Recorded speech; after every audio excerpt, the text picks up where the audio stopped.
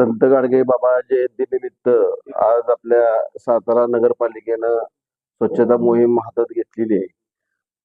आपले खासदार श्रीमंत छत्रपती उदयनराजे भोसले तसेच आमदार आपले मिनिस्टर म्हणजे बांधकाम मंत्री शिवेंद्रराजे भोसले यांच्या मार्गदर्शनाखाली काम करत असताना आज आपण स्वच्छता मोहीम ही चालू केलेली आहे. आज सकाळीच आपले बनकर साहेब उपाध्यक्ष तसेच सभापती जांभळे आणि सर्व नगरसेवकांना नारळ आज चालू केले. तर आपण ही चालू करत असताना सुरुवातीला जो बाहेरचा भाग आहे आपल्या शहराचा की जिथं जास्त कचरा गोळा होतो आणि तिथं टाकला जातो बाहेर, म्हणजे बरेचसे स्पॉट आहेत.